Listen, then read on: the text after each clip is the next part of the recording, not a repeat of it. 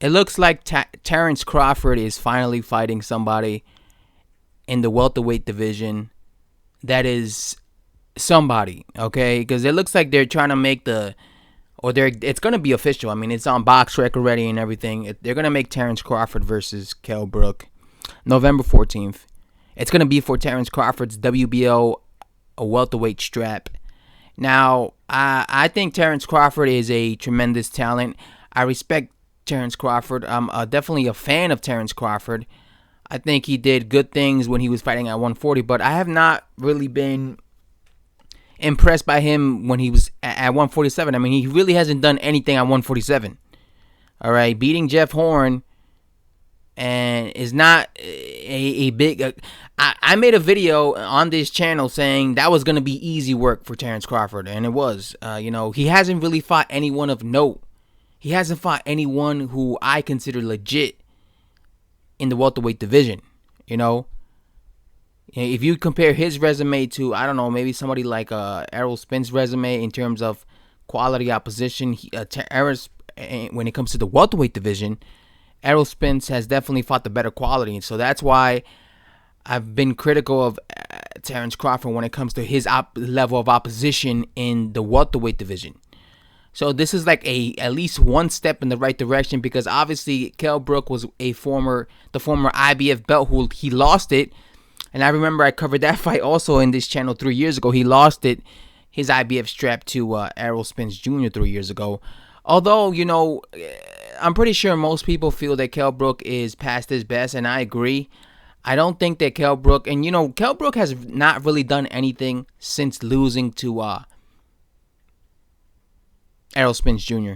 Some people say he quit, but for whatever. He hasn't done anything since losing to him. I mean, he's fought a few times since then, and it's been against very shitty opposition. So, does Kell Brook necessarily deserve a shot at Terence Crawford's WBO strap? I don't necessarily think so, because he hasn't really done anything. Again, he's been fighting very low quality guys, but I still look at this as a good thing for Terence Crawford's resume, because Kell Brook is a former IBF champion, and he's a guy who's very talented, all right? Kell Brook is very talented. Let's not forget that he was, in my opinion, winning several rounds against Gennady Golovkin when they fought 4 years ago. He also was winning several rounds against Errol Spence Jr. It wasn't like Errol Spence went in there and just dominated him. A lot of people rate Errol Spence Jr. so highly, like he's the next Floyd Mayweather Jr., like nobody could beat him.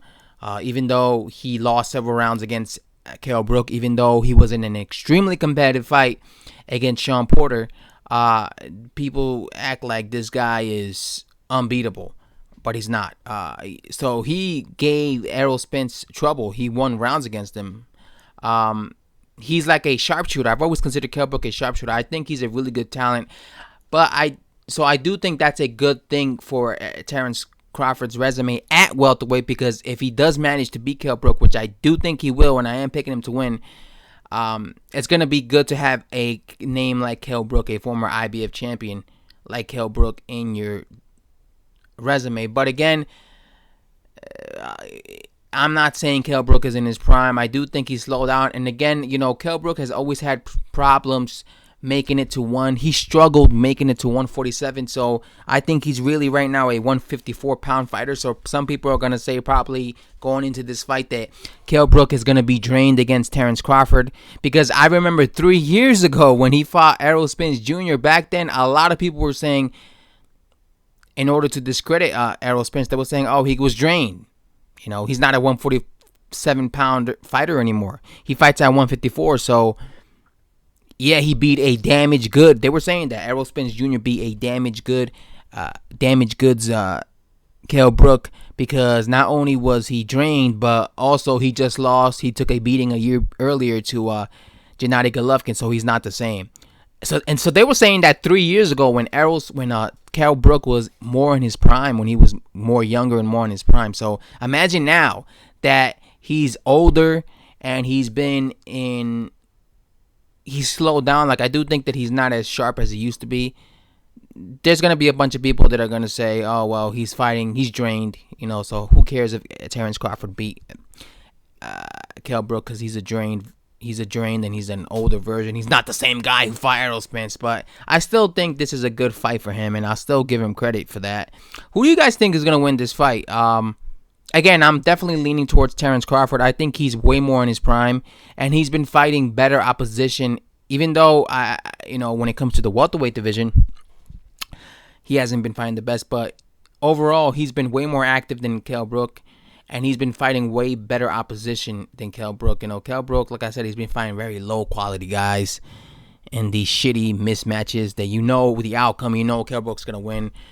And like I said, the last time Kell Brook was actually in there with a guy who was very talented was when he fought Errol Spence Jr. way back in May of 2017. So it's been 3 years since he's actually fought in a competitive fight. So I think all that's going to play a factor, and I think Kell Brook will lose, maybe get knocked out, maybe quick, because they say that Kell Brook is a quitter, and when things get rough and things aren't going his way, he quits. And also, remember, he broke like 2 of his orbital bones, so he might, maybe, for 100% Terence Crawford is going to be aiming at Kell Brook's orbital bone, so he's probably going to break it. And we saw what happens whenever Kell Brook breaks one of his eye sockets or whatever.